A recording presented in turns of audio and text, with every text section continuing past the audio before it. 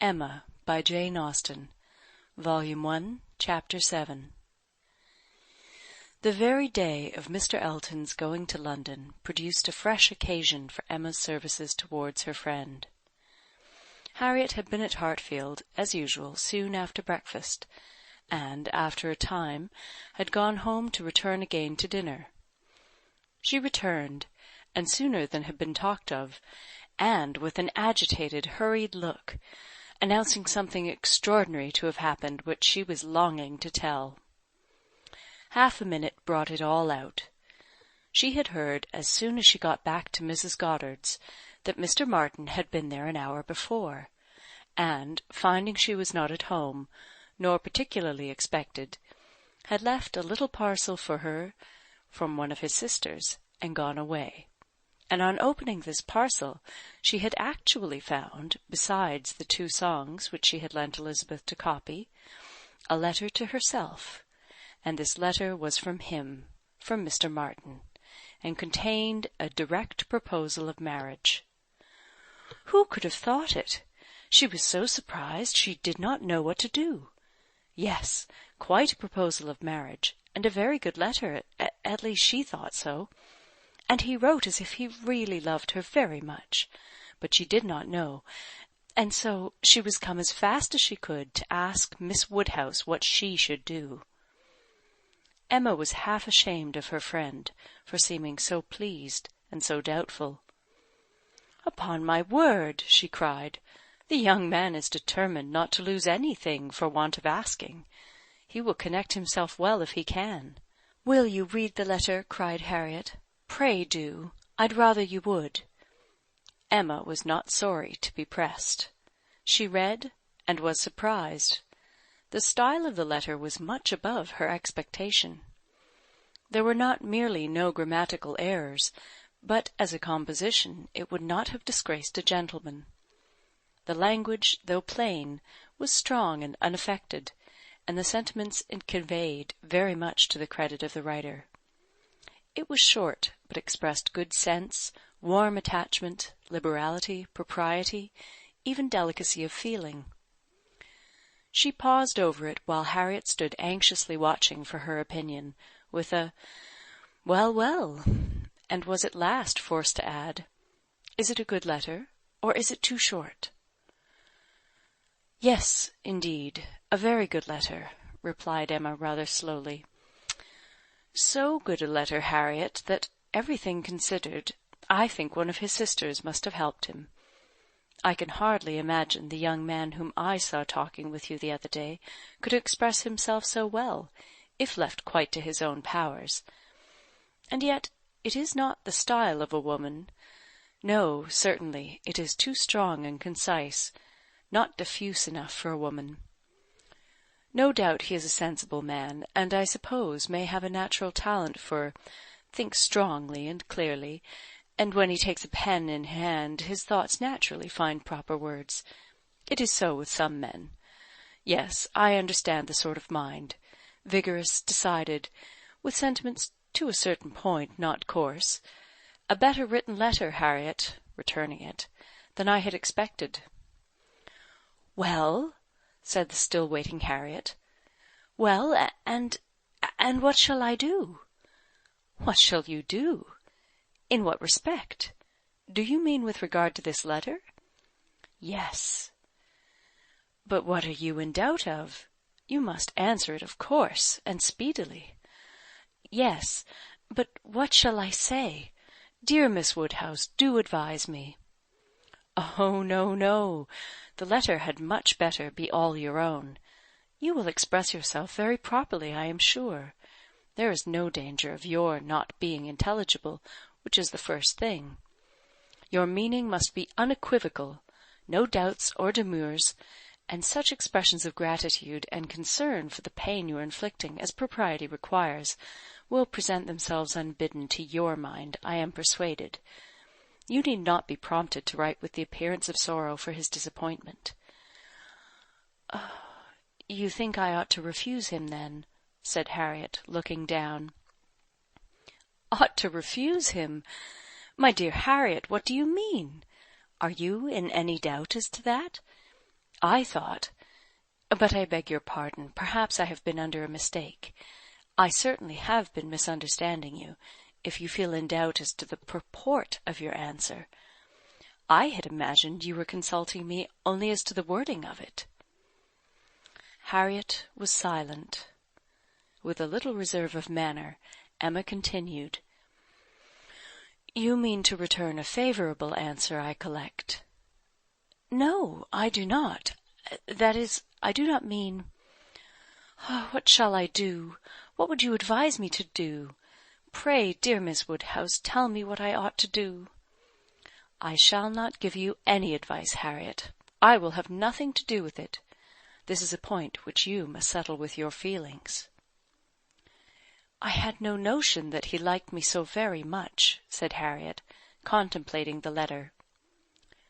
For a little while Emma persevered in her silence, but beginning to apprehend the bewitching flattery of that letter might be too powerful, she thought it best to say— "I lay it down as a general rule, Harriet, that if a woman doubts as to whether she should accept a man or not, she certainly ought to refuse him. If she can hesitate as to yes, she ought to say no directly. It is not a state to be safely entered into with doubtful feelings, with half a heart. I thought it my duty as a friend, and older than yourself, to say thus much to you. But do not imagine that I want to influence you." Oh, no, I am sure you are a great deal too kind to— But if you would just advise me what I had best do— No, I do not mean that. As you say, one's mind ought to be quite made up. One should not be hesitating. It is a very serious thing. It will be safer to say no, perhaps. Do you think I had better say no?" "Not for the world," said Emma, smiling graciously, "would I advise you either way. You must be the best judge of your own happiness.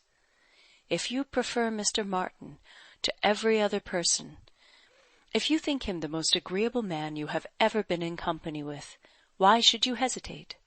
You blush, Harriet.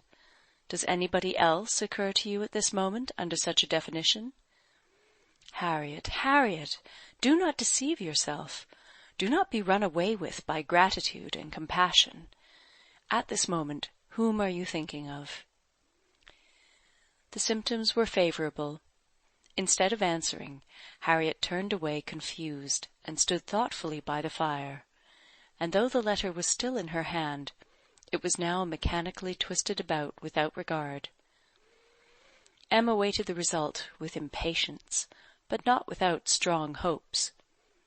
At last, with some hesitation, Harriet said— "Miss Woodhouse, as you will not give me your opinion, I must do as well as I can by myself, and I have now quite determined, and really almost made up my mind, to refuse Mr. Martin. Do you think I am right?" "Perfectly, perfectly right, my dearest Harriet. You are doing just what you ought. While you were at all in suspense, I kept my feelings to myself, but now that you are so completely decided, I have no hesitation in approving. Dear Harriet, I give myself joy of this. It would have grieved me to lose your acquaintance, which must have been the consequence of your marrying Mr. Martin. While you were in the smallest degree wavering, I said nothing about it, because I would not influence, but it would have been the loss of a friend to me. I could not have visited Mrs. Robert Martin of Abbey Mill Farm. Now I am secure of you for ever." Harriet had not surmised her own danger, but the idea of it struck her forcibly. "You could not have visited me!" she cried, looking aghast. "No, to be sure you could not. But I never thought of that before. That would have been too dreadful. Oh, what an escape! Dear Miss Woodhouse, I would not give up the pleasure and honour of being intimate with you for anything in the world." "Indeed, Harriet, it would have been a severe pang to lose you, but it must have been. You would have thrown yourself out of all good society. I must have given you up." "Oh, dear me! How should I ever have borne it? It would have killed me never to come to Hartfield any more. Dear, affectionate creature, you banished to Abbey Mill Farm, you confined to the society of the illiterate and vulgar all your life. I wonder how the young man could have the assurance to ask it. He must have a pretty good opinion of himself. I do not think he is conceited either in general, said Harriet, her conscience opposing such censure. At least he is very good-natured, and I shall always feel much obliged to him, and have a great regard for— But that is quite a different thing from— And you know, though he may like me, it does not follow that I should— And certainly I must confess that since my visiting here, I have seen people— And if one comes to compare them, person and manners, there is no comparison at all. One is so very handsome and agreeable. However, I do really think Mr. Martin a very amiable young man, and have a great opinion of him, and his being so much attached to me, and his writing such a letter. But as to leaving you, it is what I would not do upon any consideration. Oh, thank you, my own sweet little friend. We will not be parted. A woman is not to marry a man merely because she is asked, or because he is attached to her, and can write a tolerable letter. Oh, no, and it is but a short letter, too.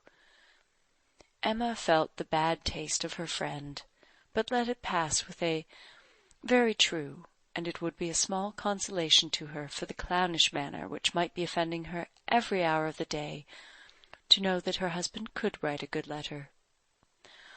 Oh, yes, very. Nobody cares for a letter. The thing is to be always happy with pleasant companions. I am quite determined to refuse him. Oh, but how shall I do? What shall I say? Emma assured her there would be no difficulty in the answer, and advised its being written directly, which was agreed to, in the hope of her assistance. And though Emma continued to protest against any assistance being wanted, it was in fact given in the formation of every sentence.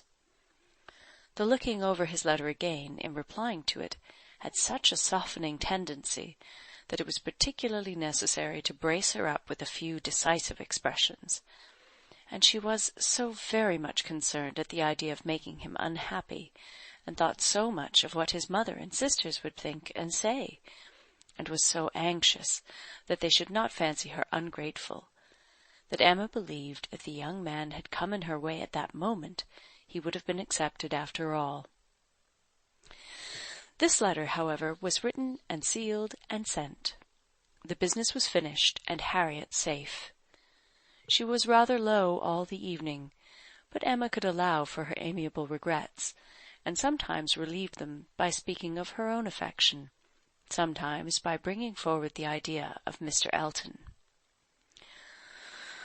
"Oh, I shall never be invited to Abbey Mill again," was said in rather a sorrowful tone. "Nor, if you were, could I ever bear to part with you, my Harriet. You are a great deal too necessary at Hartfield to be spared to Abbey Mill. And I am sure I should never want to go there, for I am never happy but at Hartfield." Some time afterwards it was, "I think Mrs. Goddard would be very much surprised if she knew what had happened. I am sure Miss Nash would, for Miss Nash thinks her own sister very well married, and it is only a linen-draper." "One should be sorry to see greater pride or refinement in the teacher of a school, Harriet. I dare say Miss Nash would envy you such an opportunity as this of being married. Even this conquest would appear valuable in her eyes. As to anything superior for you, I suppose she is quite in the dark. The attentions of a certain person can hardly be among the tittle-tattle of Highbury yet. Hitherto, I fancy you and I are the only people to whom his looks and manners have explained themselves." Harriet blushed and smiled, and said something about wondering that people should like her so much. The idea of Mr. Elton was certainly cheering, but still, after a time, she was tender-hearted again towards the rejected Mr. Martin. "Oh, now he has got my letter," said she, softly. "I wonder what they are all doing, whether his sisters know. If he is unhappy, they will be unhappy too. I hope he will not mind it so very much." "Let us think of those among our absent friends who are more cheerfully employed," cried Emma. "At this moment, perhaps, Mr. Elton is showing your picture to his mother and sisters, telling how much more beautiful is the original, and after being asked for it 5 or 6 times, allowing them to hear your name, your own dear name." "My picture! But he has left my picture in Bond Street." "Has he so? Then I know nothing of Mr. Elton." "No, my dear little modest Harriet. Depend upon it the picture will not be in Bond Street till just before he mounts his horse to-morrow. It is his companion all this evening, his solace, his delight. It opens his designs to his family, it introduces you among them. It diffuses through the party those pleasantest feelings of our nature, eager curiosity and warm prepossession. How cheerful, how animated, how suspicious, how busy their imaginations all are." Harriet smiled again, and her smiles grew stronger. End of Chapter 7. Recorded in Toronto, Ontario by Moira Fogarty, December 2008.